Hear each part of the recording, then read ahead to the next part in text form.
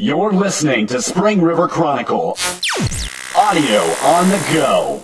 From the Front by Sergeant First Class Michael Eaton. Read by Kent Lepley.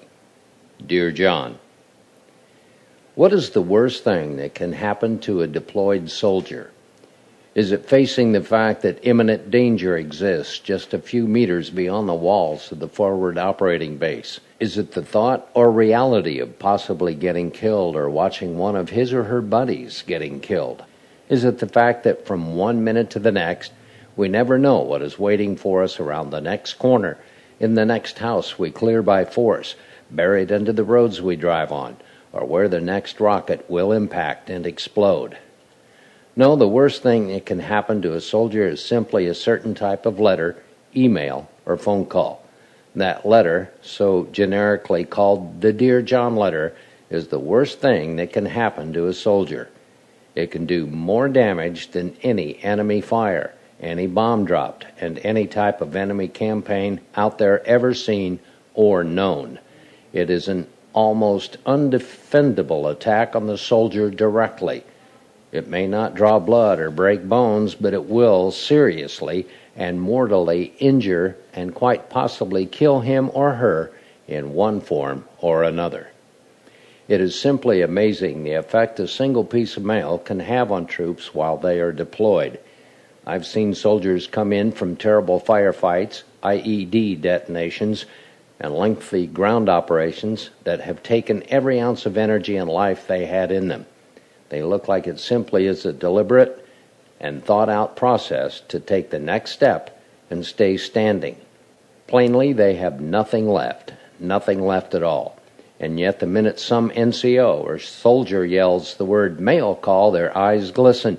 They run to that spot in a full sprint and say a little prayer to hopefully hear their name called and hold a small piece of home in their hands for a moment. I know soldiers who always carry the last letters from loved ones in the breast pocket over their heart with them on every mission, just so a piece of that loved one is with them in case it is their last moments on earth. I say that because I was, and sometimes am, one of those soldiers.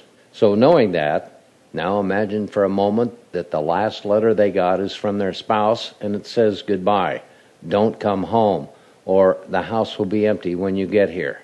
That kills the soldier from the inside. It may not harm his or her flesh, but they tend to wish it were that easy. Bodily wounds can heal. Mental injuries, wounds to the heart, take much, much longer to heal if they ever do at all. All those hopes, dreams, and aspirations of that glorious moment of coming home and holding that spouse or loved one again, gone in a single instant. The faces of these poor souls are too easy to identify. They stand out even from the shadows. They try to hide it all away and pretend it is not really happening.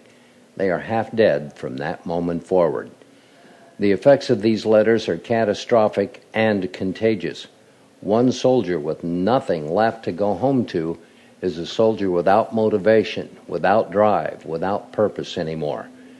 They will totally change from model service members to becoming problems, causing dissension in the ranks, creating an even more hostile environment, as if we are not already in one bad enough as it is just being here.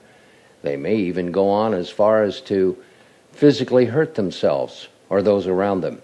These are the worst case scenarios that leaders have to deal with every deployment. They are never isolated events. We can always count on at least a handful every time we go away. They are almost unusable and tend to detract manpower from an already intensive mission, which in turn has many second and third order effects on the unit as a whole. If it seems like I have seen this firsthand, you are right. Not only in the fact that I have survived many combat tours in Iraq and Afghanistan, I was one of those soldiers. I once received that Dear John phone call. I know what it is to be killed from the inside, struck down with a pain that no medicine can relieve.